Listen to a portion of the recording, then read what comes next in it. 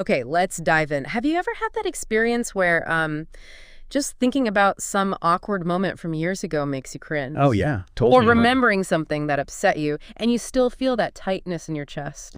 Or the flip side, too, Yeah. right? Thinking about something great. Exactly. Thinking about something you're really excited for and you just feel lighter, more energized. Hmm. Well, what if the body, the unconscious part of you, doesn't actually know the difference between really experiencing something out there in the world and just thinking about it inside your head? That's the hook, isn't it? It is. It's this simple, but honestly incredibly profound idea. It's the core concept in the source material we're digging into today, drawing a lot from the work of Dr. Joe Dispenza. Yeah, and it's a concept that, if it's really true, it has just staggering implications for our health, our well-being. And our potential to actually actively shape our lives. It's huge. It really is. Yeah. And this deep dive, it's specifically put together for you, the listener, to sort of cut through what can be pretty dense material and just pull out the absolute key nuggets. Right.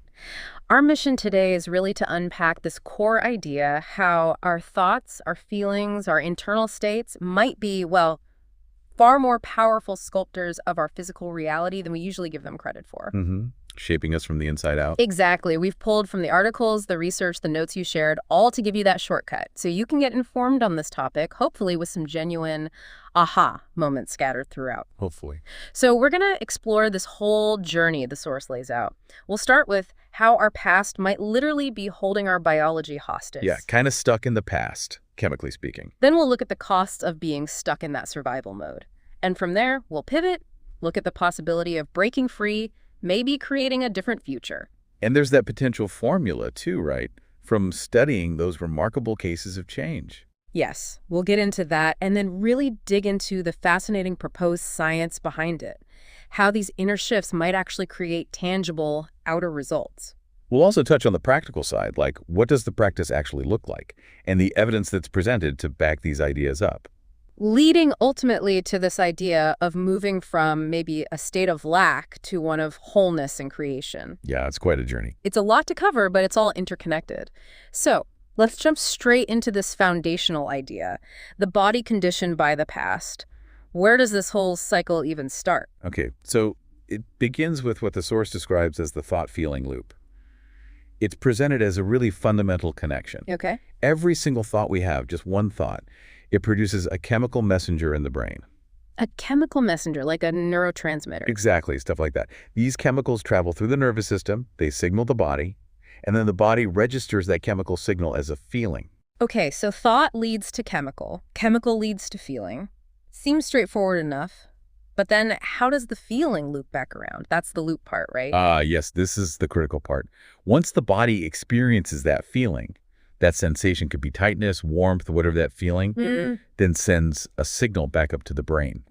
And that signal influences the next thought you have. So you think something, you feel something because of that thought, and then that feeling reinforces more thinking that's sort of in line with that feeling. Wow, okay. So it becomes this continuous feedback loop. Thinking causes feeling, feeling drives more thinking of the same kind. Precisely. It just keeps going. Can you give us an example? Like if I think a worried thought. Right. So you think, oh no, what if X happens? Instantly, you'll produce the chemicals associated with, say, anxiety or fear, cortisol, adrenaline maybe. Okay. Your body gets those signals and you physically feel that tightness in your chest. Maybe your stomach turns a bit.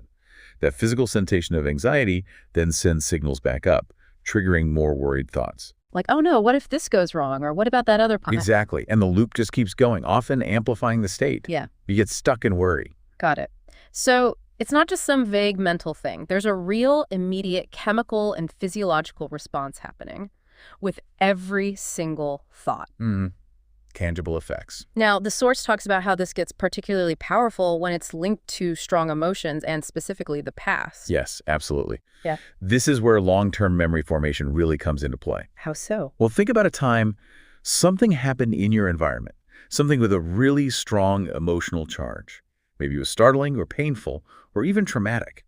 Something made you feel significantly altered, not your normal self. Okay. In those moments, Your brain's survival mechanism kicks in hard. It narrows its focus intensely on whatever it perceives as the cause of that big emotional jolt outside of you. Like tunnel vision. Exactly. And it takes a mental snapshot, capturing everything. Yeah. The people involved, the place, the time, the specific circumstance, like freezing a frame. A bit like hitting the record button, but at high speed. Precisely. And because that snapshot, that frame, is branded with such a high emotional charge, it gets wired into your neural circuitry almost instantly. That's what creates a long-term memory. So it's the combination, the event, plus the strong emotional reaction. That's the key. Without that strong emotion, it's often just information that fades. Yeah. With it, it becomes this deeply imprinted experience. And this leads to what I found maybe one of the most striking, maybe even unsettling ideas in the source material. This idea of the body's objectivity. This is really, really crucial for understanding the whole model presented. The source posits that the body, the physical organism, which is acting largely as the unconscious mind here, is incredibly objective. It doesn't have the same sophisticated discernment as the conscious brain. Meaning? Meaning it can't really differentiate between a past event that actually happened, a future possibility you're imagining, or just a present thought you're having right now. Hold on. So you're saying my body doesn't know the difference between the actual argument I had 5 years ago that made me really angry and the anger I feel right now just by thinking about that argument. That's precisely the idea presented. Your body receives the same chemical signals, Right. the adrenaline, the cortisol, whatever, matched that original anger, whether you are actually in that heated argument or simply vividly recalling it in your mind's eye. Wow. Yeah. Because the body's job, in many ways, is to maintain chemical continuity based on the signals it gets from the brain. So it responds chemically as if it's right back in that same past environmental experience. It generates the same stress hormones, the same physiological reactions, the same feelings. So every single time I replay that embarrassing moment in my head or that fight or think about that injury, my body is getting the chemical signal to react as if it's happening all over again, right now. Essentially, yes. According to this model, Yeah, you are reproducing the chemistry of the past in your present moment. that's quite something. It is. Yeah. And if you do this repeatedly, maybe you dwell on a past relationship or replay a failure over and over, or constantly think about an ongoing problem, or even a person who really triggers you, you are just constantly producing that same chemical cocktail. And this is what conditions the body. Exactly. This process conditions the body emotionally into the past. The body literally starts to memorize that emotional state through repetition. And the source says these memories aren't just abstract things floating in the brain. They actually get stored in the body through this chronic chemical repetition. That's right. The body remembers the feeling. It becomes chemically accustomed, almost addicted, you could say, to that particular emotional state. Okay, addicted is a strong word. It is, and we'll come back to that. But this conditioned response, this constant replaying of the past's emotional chemistry, it has a really significant cost. It consumes an enormous amount of your body's energy. Energy that should be used for what instead? For growth, for repair, for healing the body, for creating new things in your life, for being present, for building a future. Right. But when you activate those survival chemicals, the adrenaline, the cortisol, all your body's energy gets instantly mobilized for the perceived threat. Fight or flight. Right. It's diverted for running, fighting, or hiding. It's definitely not a state geared towards building, creating, innovating, or thriving. You're basically using vital life force to simulate a past danger, or maybe a feared future danger. And if this cycle just keeps going, thinking past thoughts, feeling past emotions over and over, automatic, Absolutely. This repetition solidifies into these deeply ingrained subconscious programs. The source presents this really compelling idea that by the time we reach a certain age, say around 35, a huge majority of who we are, potentially up to 95%, is operating completely on autopilot. 95%. Seriously. That's the figure used. This 95% is described as this set of memorized behaviors, automatic emotional reactions, unconscious beliefs we hold about ourselves and the world, and just ingrained ways of perceiving things. They're like programs running constantly beneath our conscious awareness. Like software running in the background of your computer. Exactly like that. And because the body has been so conditioned to these emotional states, because it's become chemically familiar, even addicted in a sense to those familiar feelings, The source makes a rather provocative claim Which is? that people can actually become addicted to the rush of energy that comes from stress hormones. They can become sort of addicted to the familiar chemical state of suffering or lack or struggle or problems. Addicted to unhappiness, that sounds, well, it sounds counterintuitive. Why would anyone want that? Consciously, they probably don't. But if the body is chemically imprinted with those states, it starts to crave that familiar chemical signature. And the source suggests that people will then unconsciously use the very problems and conditions in their life. Like what? Like a difficult boss or a challenging relationship, financial stress, maybe even just complaining about the weather or politics. They use these external things to trigger those familiar emotional states internally. So they need the external trigger. To reaffirm their internal chemical addiction, that state the body has memorized. So, okay, consciously, I might hate my job or this difficult situation, but subconsciously, my body needs it to feel the familiar stress or frustration it's used to? That's the core idea presented, yes. Yeah. You become dependent on that external environment to produce the internal chemical state you're accustomed to, even if that state is one of pain or anger or feeling like a victim. Which leads to a really crucial insight mention. That for most people, their environment, the people in it, the things they interact with, the places they go, it all unconsciously controls how they think and feel. They're constantly just reacting to the external world. And those reactions trigger the stored past emotions. And reinforce those subconscious programs. So yeah, the environment ends up running the inner state rather than the inner state having much influence on the environment. Totally reactive. Exactly. Which brings us right to the pretty significant consequences of staying stuck in this state, the survival state and its costs. What actually happens when we live in this emergency mode for long periods? Well, the source is quite blunt about the biological impact. Living in this continuous emergency mode, constantly bathed in survival chemicals, those stress hormones, it's described as pushing genetic buttons. Not just making you feel bad, but actually changing your biology. Right. It signals your genes in ways that can create disease. The body, it's designed for short bursts of stress. Run from the tiger, not chronic, long-term exposure. It simply can't sustain that level of chemical imbalance indefinitely. And think about it. If a single thought can create a chemical, that creates a feeling that influences another thought, and that cycle just repeats and repeats. Then the thought alone can turn on the stress response. Just as effectively as if you were being chased by a tiger. And if that response stays switched on day after day, week after week, yeah, it can literally make you sick over time, physically altering your biology. The source even describes these common survival emotions. Yeah.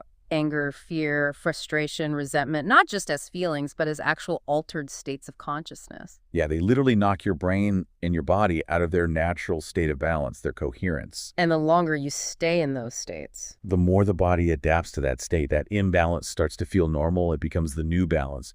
You become chronically altered chemically. And eventually that chronic alteration manifests as some kind of physical or mental health issue. It's the body breaking down under the strain. And this isn't just theoretical, right? It shows up in measurable ways, particularly in the heart and the brain. Absolutely All measurable. The source details how these survival emotions, frustration, impatience, judgment, resentment, cause the heart to beat erratically. It's what's called an incoherent rhythm. Incoherent, like chaotic. Yeah, imagine stepping on the gas pedal and the brake pedal at the exact same time in your car. It's jerky, inefficient, jarring. That's kind of what an incoherent heart rhythm is like. And what does that chaos do to the body's energy? Energy literally leaves a heart and the brain in that state. It's like a drain. This depletion of energy makes it incredibly difficult to think clearly, to feel open, to step outside your current reality, or even believe in a different future. You're just drained. And the brain suffers too. Oh, yeah. Stress hormones drive the brain into these incoherent firing patterns. Think of it like a chaotic lightning storm inside your head, instead of nice, organized brain waves. Focused, creative, coherent thought becomes really hard in that state. You're just scattered. And while all this internal chaos is happening, your body's defense system, it takes a hit too, right? A major hit. The immune system gets suppressed. When you're in emergency mode, all the energy is diverted away from internal maintenance and defense. Because the body thinks it needs to deal with an external threat. Exactly. It's like Homeland Security gets shut down to send all resources to the borders. The function of your lymphocytes, those key white blood cells that fight off viruses and bacteria, is significantly reduced. So you become more vulnerable to getting sick. Much more vulnerable. Colds, flu, infections, and potentially more serious things down the line if the suppression is chronic. So, wow, not only are you potentially stuck in this chemical loop of the past, feeling drained and scattered, but your body's actual ability to heal and defend itself is compromised. It's a tough state to be in long term. And if your environment is constantly triggering these states, it reinforces a particular way of seeing yourself, doesn't it? It absolutely creates and reinforces the identity of a victim. Think about it. If something outside of you, a person, a circumstance, the traffic, the news, consistently controls how you think and feel, Then you're just reacting. you're reacting to your environment, and your environment is dictating your internal state. By definition, that makes you a victim to your environment. And often, this whole victim program is running completely subconsciously. You don't even realize it's happening. And when you try to change your life from that state, from that place of feeling like a victim, feeling lack, being in survival mode, the approach is often about effort and struggle, right? That's what the source calls matter trying to change matter. It's like trying to force the external circumstances to change using sheer willpower, trying to control everything, grasping for outcomes, predicting everything, overthinking, endless analysis. Activities that often come from fear or lack. Exactly. It's operating under the old rules of Newtonian physics, Apply force to an object to make it move. Push harder. And why is that approach described as so difficult and exhausting? Because you're trying to change the material world from an internal state, both energetically and biologically, that is fundamentally conditioned to the past and locked in this low-energy, incoherent survival mode. You're using the very state you're trying to escape to try and escape it. It's the old personality, defined by the past. Trying desperately to create a new future. But the energy isn't aligned. It takes a huge amount of time, immense effort, and often it just ends up reinforcing the original state because the underlying energy, the core feeling, hasn't actually shifted. Okay, so that paints a pretty clear, maybe even a bit bleak picture of the challenge. If we're stuck in this cycle, operating mostly unconsciously from the past, body conditioned to it, feeling like victims, is there actually a way out? Well, this is where it gets hopeful. Can we move from being just a product of our environment to being more of a creator? This is where the source really shifts gears into the possibility of change, creating your future. Yes, this is where the real opportunity lies, according to this perspective. The core idea here is that to change your life, to genuinely prepare your brain and body for a new future possibility, one that's totally different from your known past, you can't wait for the external world to change first. You have to change first, internally. Exactly. You have to change your internal state, your thoughts, your feelings, your energy, before the external circumstances arrive to reflect that change. So, okay, using the example from before, if I want a loving relationship, I don't just wait around hoping to find the right person so then I can finally feel loved. Precisely. According to this model, you'd have to flip it. You would need to become love completely right now from within. You'd cultivate the state of love, or maybe joy, or deep gratitude associated with having that future reality. Every single day. Every day, sending out an energetic signal, a chemical signal within your body that is consistent with that future before it has physically shown up in your outer world. This is the idea of feeling the future now, isn't it? That's exactly it. And it's a fundamental shift from the cause and effect relationship most of us live by. Cause and effect meaning. Meaning, most people wait for an outer cause to create an inner effect. When I get the promotion cause, then I'll feel successful effect. Or when I lose the weight cause, then I'll feel happy and confident effect. The outer reality changes first, then the feeling follows. But this approach flips that completely. It reverses it entirely. You cultivate the elevated emotion first, the feeling of joy, gratitude, abundance, freedom, love, whatever feeling is associated with your desired future. You generate that now. This internal feeling, this state of being, becomes the cause. That then creates the desired external effect later. That's the proposal. You generate the feeling of success before the promotion arrives. You feel the happiness before the weight is lost. You embody the feeling of love before the relationship physically manifests. You're causing an effect from the inside out. And because the body is supposedly so objective, if you're consistently generating these elevated emotions, what does the body start to do? Well, your body, being that unconscious mind conditioned by emotion, starts to believe that the future reality associated with that elevated feeling is actually happening right now. It thinks the future is already here. In a chemical and energetic sense, yes. It's no longer anchored solely to the familiar chemistry of the past. You are literally signaling Your genes, your cells, your entire biology, with the information, the feeling, the energy of a future potentiality ahead of the physical environment catching up. So your body literally starts to embody that future state. Yes, and the source draws this really compelling parallel here. Biologically, the process of remembering your future is described as being fundamentally the same process as remembering your past. How so? Well, when you remember a past event, especially an emotional one, you vividly bring up images in your mind, right? And you brand those images with the emotional charge from the past. Which conditions the body to that past state, as we discussed. Exactly. Now, remembering your future involves vividly imagining your desired future, seeing the images, the scenes, and then consciously branding those future images with the elevated emotion you would feel if that future were actually happening right now. And the joy, the gratitude, the freedom, the love. Yes. You're taking a mental snapshot of a potential future reality and imprinting it with a powerful, positive feeling. By doing that repeatedly, you are conditioning your body not to the past, but to the future you intend to create. So this isn't just like passive daydreaming or visualization. It's visualization plus the elevated emotion to actually chemically signal the body. Precisely. It's an active, energetic, and biological rehearsal of a potential future. And the source found some really compelling potential support for this whole idea by studying something quite remarkable: insights from spontaneous remission. Ah, yes. Tell us about this research. What exactly did they look at? They delved into cases of individuals who had faced really serious medical diagnoses. We're talking things like terminal cancer, advanced stages of MS, lupus, Parkinson's disease, severe heart conditions, conditions where conventional medicine often had little more to offer. And these people experienced Spontaneous remissions or healings. Basically, they got better, sometimes completely, in ways that went against all the typical medical expectations and prognosis. The researchers wanted to know, was there anything common among these seemingly miraculous cases? Were they all following some specific diet or taking a rare herb or using some alternative treatment? Was there a common external factor? Well, not necessarily a single external factor like a specific diet or treatment that was the universal link, especially in cases where, medical science had already said there's nothing more we can do. What emerged as common were profound inner transformations. They found 4 distinct things that appeared over and over again in the stories and experiences of these individuals. Okay, 4 common inner factors. Let's hear them. What's the first one? The first was a deeply held belief in an inner intelligence. These people came to believe, really profoundly, that there was some kind of life force, an innate intelligence or wisdom within them. Like the body's own healing ability. Yes, but often conceived as something even larger, maybe connected to a universal field or consciousness that was the true source of life and healing. Many felt they had been disconnected from this inner essence before their diagnosis.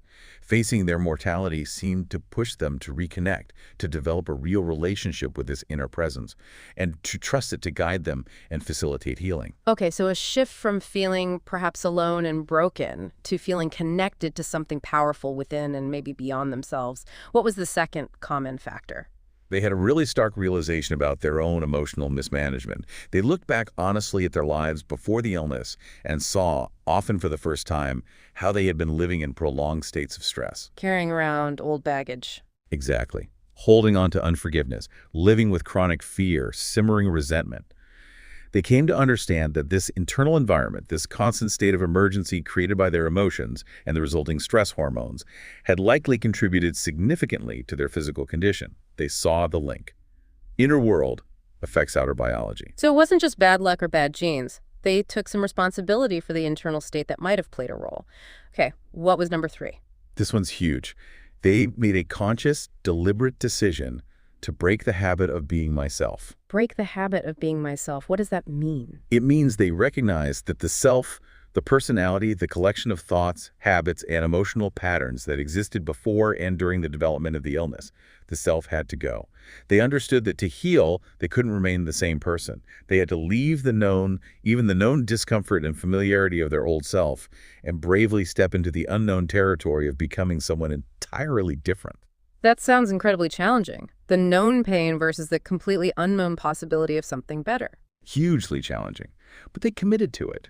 Yeah. They consciously started to think about who they would need to be in a new, healed life.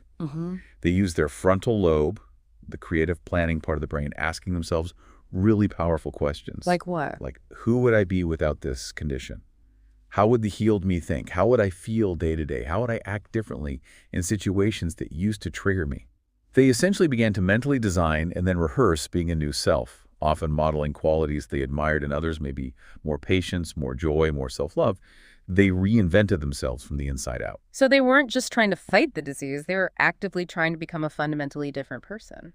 Wow. Okay, and the fourth common factor. The fourth was that during this process, during their meditations, their inner rehearsals, this time spent actively reinventing themselves and cultivating the feeling of a healed future. They consistently described moments where they completely lost track of time and space. Lost track of time and space. Like getting lost in thought. Deeper than that, it seems. They would become so deeply immersed in their inner world, in the feelings and images of their future self or their connection to that inner intelligence, that the external world, their body, their environment, the clock on the wall, just faded away entirely. They entered a different state of awareness.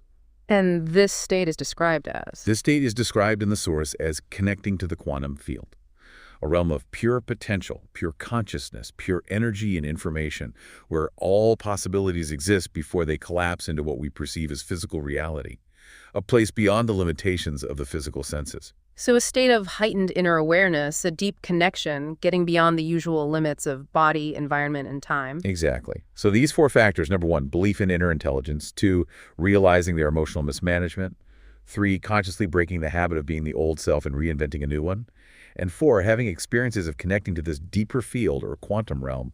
These emerged as this powerful potential formula, a common thread among people who achieve these remarkable spontaneous healings. It really suggests that fundamental inner shifts were somehow correlated with these profound physical changes. That's the strong implication, yes. Okay, this is genuinely fascinating.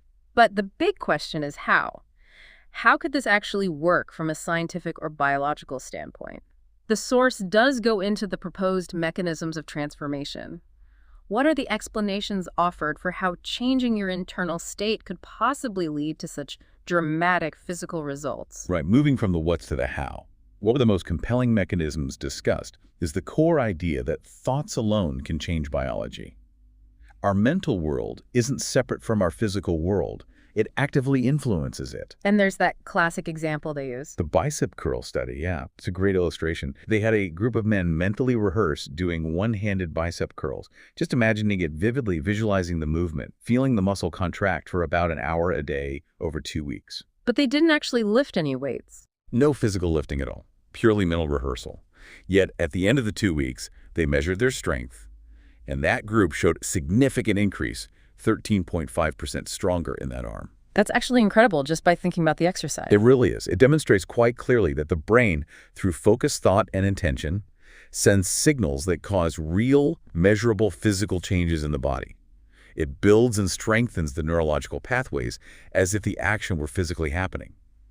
The body responds to the mental map. And this connects directly to the concept of signaling our genes, right? Absolutely. Genes are described in this context not as destiny, but more like a vast library of potentials. They hold the blueprints for both health and disease, but they don't inherently cause either on their own. So what determines which genes get switched on or off, which books get opened? The environment signals the genes. And the source emphasizes very strongly that your internal environment, the chemical milieu created by your habitual thoughts and feelings, is a crucial part of that signaling environment. So, if I'm constantly churning out the chemistry of stress, fear, resentment, I'm basically sending signals to my genes that favor disease pathways. That's the hypothesis presented. Those chemicals are the messengers telling certain genes to express themselves. But conversely, if you consciously cultivate elevated emotions, feelings like joy, gratitude, compassion, love, peace, you create a totally different internal chemical environment. A different signal. A completely different signal. The source indicates that thinking and feeling differently in these elevated states signals your genes in new ways. It can potentially turn down the expression of genes associated with inflammation, stress responses, and disease processes. And turn up. And turn up the expression of genes associated with growth, repair, strong immune function, and overall health and vitality. This leads to the production of better quality proteins, improved cellular function, a more robust immune response, and generally a healthier structure and function of the body over time. So our thoughts and feelings aren't just fleeting mental states. They are powerful signaling agents talking directly to our DNA. That's the core message. They are biochemical instructions. Yeah. Another major mechanism discussed, which we touched on earlier, is heart coherence. Right, we talked about the incoherent, chaotic heart rhythm in the survival state. What happens when the heart becomes coherent? Well, they use scientific measurements, things like real-time brain scans, Yeah. EEG, and heart rate variability, HRV monitors, which clearly show that stress and negative emotions create those chaotic, jagged, incoherent heart rhythms. The gas and brake at the same time. Exactly. But when you deliberately practice opening your heart, cultivating feelings of appreciation, care, gratitude, compassion, those elevated emotions, the heart's rhythm shifts. It becomes smooth, orderly, sine wave-like, rhythmic. It's like the difference between noisy radio static and a clear, strong musical signal. And what does this coherent heartbeat do? What's the effect? It sends a powerful, organized wave of energy and information up to the brain via the nervous system and also through the bloodstream. This coherent signal profoundly influences brainwave patterns. It helps the brain shift out of those chaotic, high-stress beta wave patterns and move into more organized, synchronized, slower alpha patterns.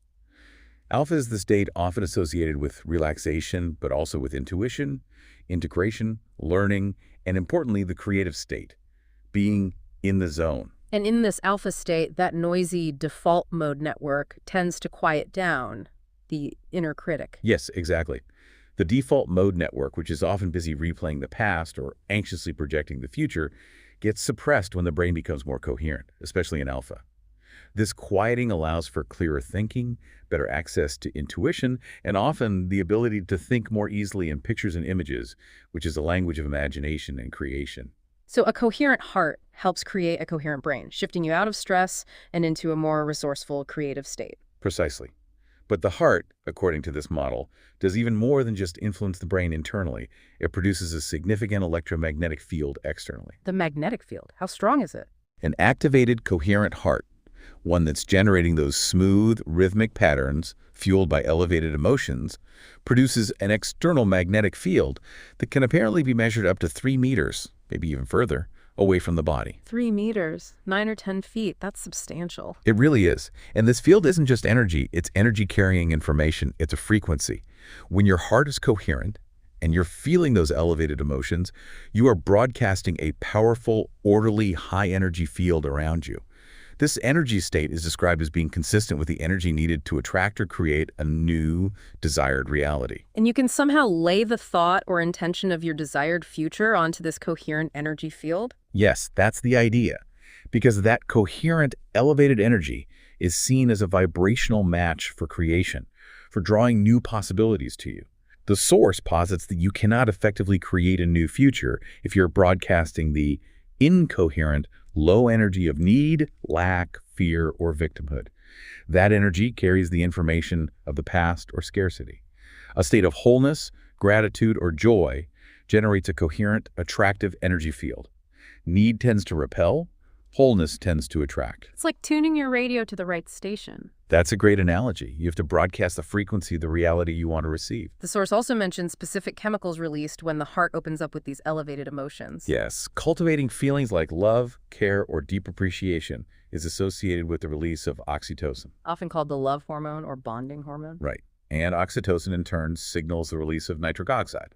Nitric oxide is a vasodilator. It causes blood vessels to relax and widen. Specifically, it affects the arteries in the heart and lungs, causing them to engorge slightly. And this creates a physical sensation. Yes, it often leads to that tangible physical sensation of fullness, warmth, expansion, or openness in the center of the chest. It's a physiological marker of that inner state of heart coherence and elevated emotion. Your body is literally responding. Okay, so beyond brain and heart coherence, is there more direct evidence mentioned about the immune system responding positively to these practices? Yes, this is quite compelling. The source references specific research looking at immune function. They found that just 10 to 15 minutes of daily practice focused on cultivating gratitude. Just 10, 15 minutes. That's what the study suggested. Doing that consistently led to a significant strengthening of the immune system. Specifically, they measured a 50% increase in the levels of immunoglobulin A, or IgA. And IgA is, remind me. It's a critical antibody. It's one of your body's primary defense agents, especially active on mucosal surfaces like in your nose, throat, lungs, and gut. It's your first line of defense against invading viruses, bacteria, and other pathogens. So a 50% increase in IgA means your Homeland security, your frontline defenses, are literally getting a major boost just from practicing gratitude for a few minutes a day. That's the implication of the findings presented. It strongly supports the idea that cultivating elevated emotions isn't just a mental exercise. It directly signals and redirects energy towards bolstering the body's systems of health and defense. And the speed at which some of these changes can occur, it can be surprisingly rapid. Remarkably so, according to some of the studies cited. The source details research where participants engaged in just 4 days of intensive practice meditation, cultivating elevated states, working with these principles. And during that short time, researchers measured the regulation of over 7,500 different genes. 7,500 genes in just 4 days. That seems incredibly fast for genetic changes. It really does challenge conventional thinking about how quickly biology can respond. And they reported significant upregulation, meaning these genes became more active in a wide array of genes highly beneficial for health. Well, the list included genes known to suppress tumor growth, which is relevant to cancer, genes that stimulate stem cell production, crucial for repair and regeneration of tissues throughout the body, genes that improve oxidative balance, which fights aging and reduces risks for things like heart disease, genes supporting neurogenesis, the growth of new brain cells, genes helping to balance crucial hormonal systems involving the pituitary and pancreas, and genes enhancing cellular energy production. It's quite a list. That's amazing. And they even mentioned telomeres. Yes. Telomeres are those protective caps on the ends of our DNA strands. They naturally shorten as we age, and faster shortening is linked to stress and disease. The source mentions research indicating that with consistent practice of these methods, telomeres can actually lengthen in as little as 60 days. Lengthening telomeres means potentially slowing or even reversing a key marker of biological aging. That's the incredible implication. It's powerful evidence suggesting these inner practices are doing far more than just making you feel better temporarily. Yeah. They seem to be driving measurable, positive biological transformation right down to the genetic and cellular level. It really helps bring these concepts out of the realm of maybe abstract philosophy or spirituality and into the territory of observable, tangible biological effects. Exactly. It provides a potential scientific framework for why these profound changes and healings might actually be possible. And finally, related to all this, the source returns to the concept of the quantum field. Right. We heard about that in the context of spontaneous remission. How does connecting to this field relate to the mechanisms of change? Well, the source defines our normal waking consciousness as being primarily aware of 3 things: yourself, your identity, your physical body, and your external environment perceived through the senses, all within the framework of linear time, past, present, future. When you practice getting beyond these limitations, which happens in deep meditation or those moments of profound inner focus, you lose awareness of your physical body. You detach from your external surroundings. You're no longer preoccupied with the past or predicting the future. You're just fully present. In that state, you are described as entering pure consciousness.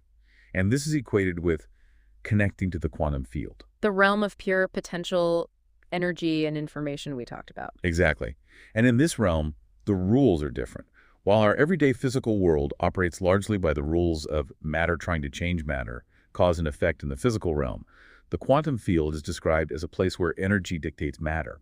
It's a field of infinite possibilities, pure information. So by entering this state, of pure awareness and then impressing that field with the coherent energy and clear information of your desired future, through that combination of elevated emotion and clear intention, you are described as working directly with the fundamental building blocks of reality itself. You're interacting with the organizing intelligence behind matter. and changes can potentially happen much faster from this realm compared to just working physically. That's the core idea. Healing or creating from this quantum space is potentially accelerated because you're working at a more fundamental level, the level of energy and information, rather than just trying to manipulate the physical body or the external environment through force alone. It's like accessing the operating system rather than just rearranging the icons on the desktop. Okay. So understanding these potential mechanisms, how thoughts can change biology, the incredible power of heart coherence, the immune system boosts, the rapid genetic shifts, and this connection to the quantum field, it really provides the potential how behind the possibility of consciously creating your future.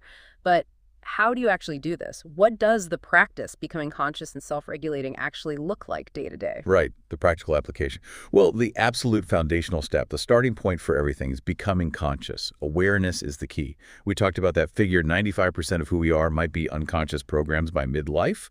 You simply have to start noticing those programs in action. Noticing how I automatically think or act or speak or feel in certain situations. Yes, observing your ingrained behaviors without judgment. Noticing your typical knee-jerk emotional reactions, becoming aware of the limiting beliefs that constantly pop into your head. I can't do that, I'm not good enough. Paying attention to how you express yourself, even your habitual body language. The simple act of observing these states starts to create a separation. How so? Because you are no longer just being the angry person lost in the anger, you become the consciousness that is observing the feeling of anger arising within you. That distinction, that separation between the observer and the program is absolutely crucial. It's the first step to regaining control. And the source mentions that when you first start doing this, becoming aware of your unconscious stuff, it might not feel great initially. No, it can definitely create some disturbance or inner chaos at first. As you start shining the light of awareness onto these deeply ingrained, often uncomfortable, unconscious programs and patterns, it can feel quite unsettling. It's like stirring up the dust that's settled in a room. And that discomfort is why people often just retreat back. Often, yes. They go back to the familiar discomfort of the old pattern because the immediate discomfort of seeing the unconscious pattern feels worse in the short term. But pushing through that initial phase is part of the process of dismantling the old self. You have to see it to change it. Okay, so awareness is step one. Once you start observing the old programs, how do you begin to install the new self, the desired future self? Through conscious reinvention and rehearsal. This typically involves setting aside time, often in a meditative state, to mentally rehearse the person you want to become. Mentally rehearse. Yes, you deliberately think about how would the future healed, happy, abundant, free version of me think in this situation? How would they act if faced with this challenge? Crucially, how would they feel on a regular basis? You vividly imagine yourself being that person, making those different choices, feeling those elevated emotions consistently. So it's like actively building the new neurological pathways by simulating the experience in your mind, like the bicep curl study again. Exactly like that. You are installing the neurological hardware, the software of your desired future self, before that future self is fully manifested in your external reality. And the source suggests that meditation, in its simplest form, is really about this process. It defines meditation simply as to become familiar with. Familiar with what, specifically? Becoming intimately familiar with your own inner landscape, your thoughts, your emotions, your automatic habits and reactions. By observing them regularly, with focused attention, day after day, you gradually stop going unconscious to them. You see them clearly for what they are, just old programs, old patterns, often based on past experiences. Not eventually. Eventually, as you become more familiar with them through observation, you stop automatically believing them when they arise. They start to lose their power over you. You see the angry thought come up. But you don't have to be the anger. You recognize it as the old program. But the real test, the source emphasizes, isn't just sitting quietly with your eyes closed. It's applying this awareness out in the real world. Absolutely. That's the real game, as the source puts it. Applying this conscious self-regulation with your eyes open, right in the midst of life's inevitable challenges and triggers, what they sometimes call initiations. Like when you're stuck in traffic or get a frustrating email, or someone says something that reminds you of a past hurt, or you just feel that familiar pull of lack or impatience. Yeah. That's the moment of practice. That is the crucible. That's the opportunity to demonstrate you've changed. How do you do it in that moment? Yeah, how? The practice is, first, to catch the reaction as it starts. Notice the surge of anger, the clenching of fear in your stomach, the immediate impulse to lash out or withdraw or fall into the old pattern. Just notice it. Then consciously disengage from the external trigger for a moment. Take a conscious breath, maybe mentally or even physically if possible. Step away from the situation for a second. Interrupt the pattern. Interrupt it. Then immediately return your attention inward. Maybe focus on your heart center. Bring your awareness there. And then deliberately, consciously tune back in to the elevated emotion and the energy of your desired future self. Remember the feeling you've been practicing, the gratitude, the joy, the peace, the wholeness. Bring that feeling back online right then and there. So you're actively interrupting that automatic thought-feeling loop that wants to just drag you right back into the chemistry of the past. Precisely. You are consciously choosing to shorten the refractory period. That's the length of time you stay stuck in that negative emotional reaction. With practice, you get faster at catching it and shifting out of it. So the trigger happens, but you recover much faster. Much faster. Maybe eventually, the trigger doesn't even hook you anymore. You stay anchored in the energy of your future, even when the external world presents challenges or mirrors of your past. It takes conscious effort, definitely, and consistent practice, but it builds an incredibly powerful skill of emotional self-regulation. The source also mentioned a specific technique related to brain coherence during practice, something about focus. Yes, the practice of opening your focus. Our normal mode, especially when we're stressed or trying hard to figure something out, is narrow, focused attention, zooming in on the problem, the details, analyzing, trying to control. This tends to keep the brain in those faster, sometimes more chaotic beta brainwave patterns. So opening focus is the opposite. It is. It involves consciously expanding your awareness. Instead of focusing tightly on one thing, you soften your gaze and become aware of the space around objects, the space in the room, the space your body occupies. You sense the environment more broadly. And what does deliberately opening your focus like that do? It tends to naturally quiet that analytical, overactive thinking mind. It helps slow down your brainwaves, shifting them from agitated beta down towards the calmer, more coherent states of alpha, and sometimes even theta. And these slower, more coherent brainwave states are important because They are associated with accessing the autonomic nervous system, the body's own innate intelligence that knows how to restore order, balance, and healing. It's like getting your busy, controlling conscious mind out of the way for a bit and allowing that deeper intelligence to step in and do its work. so it helps synchronize different parts of the brain. Yes, practicing this open focus helps different compartments of the brain start to work together more harmoniously, leading to greater brain coherence and often a subjective feeling of wholeness, presence, and connection, which of course supports the entire process of creation and change we've been discussing.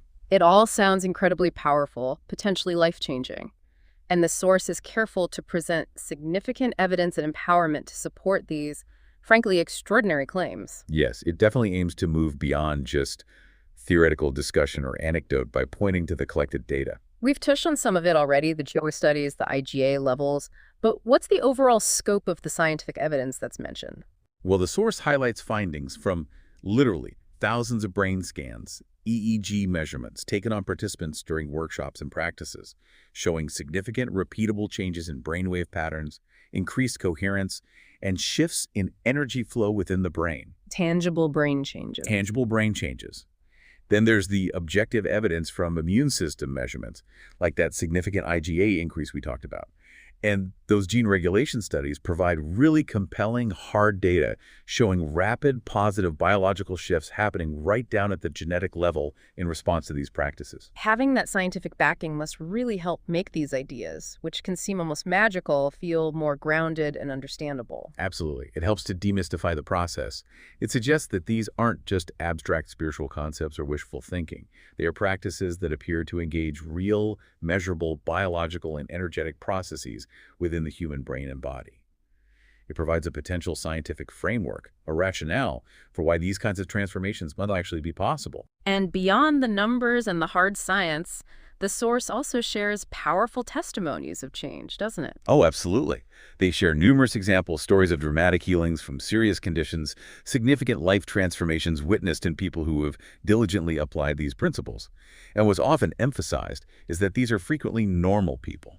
Not like superhuman gurus or anything. No, often just everyday individuals, teachers, engineers, parents, business people who face significant health challenges or difficult life circumstances and manage to overcome them using these inner technologies. And hearing those stories, what effect does that have? It makes a possibility feel real, relatable, contagious even. It provides a living template and powerful inspiration. If you hear about someone who healed from the same condition you have or turned around a similar life situation, it builds belief. It empowers you to think, wow, maybe I could do this too. It makes the extraordinary seem achievable. And this knowledge itself, understanding the concepts, the potential mechanisms, seeing the evidence, hearing the stories, that knowledge is presented as being inherently empowering. Absolutely. Understanding the science, Seeing the potential formula for change, hearing the real-world examples, it gives you the knowledge base and the rationale to make different choices in your own life. It provides you with the tools and the understanding to consciously apply these principles if you choose to. And then as you start to apply them and maybe you start having new experiences yourself, like successfully catching an old reaction or genuinely feeling that elevated emotion for a sustained period or noticing small positive changes or synchronicities starting to show up in your life. Right. Those personal experiences then become the feedback loop. They enrich your brain with new confirming evidence, they create new positive emotions associated with the practice itself, and they help you truly embody the information. It moves from just being intellectual understanding in your head to becoming a lived, felt experience in your body. Wisdom. So ultimately, when you pull it all together, what is the goal of all this practice, this understanding, this effort? It's not just about fixing a specific problem like curing a disease or getting a new job, is it? It seems deeper than that. Exactly. While those kinds of external changes can certainly be wonderful outcomes and motivations, the deepest goal described in the source material seems to be about achieving a profound state of wholeness from within. Wholeness. What does that really mean in this context? It means reconnecting back to that innate intelligence we talked about, that life force, maybe that connection to the universal field. It's about no longer living primarily from a place of separation or lack or feeling fundamentally broken or incomplete. And when you begin to genuinely feel whole from within, what happens to that constant striving, that desperate wanting that drives so much of human behavior? It tends to dissolve or at least diminish significantly. When you feel truly whole, complete, and connected internally, you are no longer operating from that deep-seated state of need or lack, which is arguably the root of so much human suffering and the primary driving force behind that exhausting matter trying to change matter approach. So from this state of inner wholeness, You stop wanting things from that desperate place of needing them to make you feel whole or happy or secure, because you already feel whole, happy, and secure from the inside. The motivation shifts. and how does achieving this state of inner wholeness affect your ability to actually create or attract the things you desire in your future? Well, from this state of inner wholeness and the coherent energy that comes with it, remember that powerful 3-meter magnetic field generated by the coherent heart. From that state, experiences, opportunities, people, resources that are a vibrational match to that energy of wholeness are described as being naturally magnetized to you. So things start coming to you rather than you having to chase them. That's the idea. They're drawn into your life, often through unexpected synchronicities, serendipities, things just falling into place, seemingly out of the blue. It feels less like effortful forcing and more like effortless allowing or receiving, because your inner energetic state is now aligned with abundance and possibility rather than lack and limitation. This really represents that fundamental shift we talked about earlier, moving from being primarily a victim, constantly reacting to your environment. So you're becoming more of the conscious creator of your life, where your inner state, your energy, your frequency, your state of being is actively influencing and shaping your outer reality. And central to sustaining this, the source mentions, is a genuine identity shift. Yes, this is crucial. The source suggests that the disease or the limitation or the chronic problem that often existed and was energetically maintained within the old personality, the person who was defined by the chemical residue of their past experiences and emotions. So healing, especially profound healing or transformation, involves literally becoming someone else. In a very real sense, yes. You become a new personality, someone whose thoughts, feelings, energy, and core beliefs no longer energetically match the old condition or limitation. The old patterns just aren't a vibrational match for who you are now. Exactly. And this requires a certain level of transparency, where your inner state and your outer expression become congruent. You're living as that new self authentically. The source notes that while making this shift requires significant conscious effort and repetition initially, as that new identity becomes more familiar and embodied, the changes become more effortless and sustainable. The new state becomes your new baseline. It really is about consciously letting go of the old self, the old story, the old energy, to make space for the new possibilities. It's an ongoing journey, really. An ongoing process of becoming more conscious, more aware, more self-regulating, and consistently aligning your inner world, your thoughts, emotions, and energy with the future you truly wish to experience and embody. Wow. This has been a truly deep dive, hasn't it? Into a really powerful and potentially transformative set of ideas. We've covered so much ground from that core thought-feeling loop that can condition us to relive the past Keeping us stuck chemically. to the very real biological costs of living in that chronic survival mode. Then we explored the hopeful possibility of feeling your future now, ahead of the experience. And that potential four-step formula drawn from studying those spontaneous remissions. Right. And we dug into some absolutely fascinating proposed scientific mechanisms behind it all, how thoughts might signal genes, the power of heart coherence, the immune system boosts, those rapid genetic changes, even the connection to the quantum field. Trying to bridge the gap between inner experience and outer reality. And then we looked at the practical side, the actual practice of becoming conscious, observing the old self, rehearsing the new, and self-regulating in the heat of the moment. Plus, the evidence and empowerment that this body of work suggests is really possible for people. It definitely paints a compelling picture of human potential and underscores that profound, intricate connection between our minds and our bodies. So, as we wrap up this exploration today, let's circle right back to that initial captivating hook we started with. What if your body, that incredibly objective, unconscious part of you, truly doesn't know the difference between an actual experience happening out there and an experience you're just creating internally with your thoughts and feelings? What if it's constantly believing and reacting to the chemical signals of your most frequent inner states? Yeah, based on everything we've unpacked from this source material today, maybe the most important question you can ask yourself is this. What story is my body currently believing and physically embodying based on the thoughts and feelings I practice most often, whether consciously or unconsciously? Are you constantly, day after day, signaling the familiar chemistry of a past event, a past hurt, a past identity, a past limitation? Is your body stuck chemically in yesterday? And what emotion are you practicing the most right now? Even if it's running subtly in the background as an unconscious program, is it frustration, impatience, worry, lack, or is it something else? And crucially, is that dominant emotional state consistent with the future you genuinely, truly desire to create for yourself? That's the million-dollar question, isn't it? And if the answer is no, if your current state isn't aligned with your desired future, what's maybe just one small conscious step you could take today? Maybe just for a few minutes. Yeah, just one small step to consciously interrupt that old automatic loop, to deliberately practice an elevated emotion, maybe focusing on something you appreciate, feeling gratitude, cultivating joy, remembering that feeling of wholeness just for a little while. And just begin to signal a different possibility, a different potential future from within. What if the power to initiate that profound transformation isn't out there somewhere, but it's actually right here inside you, just waiting?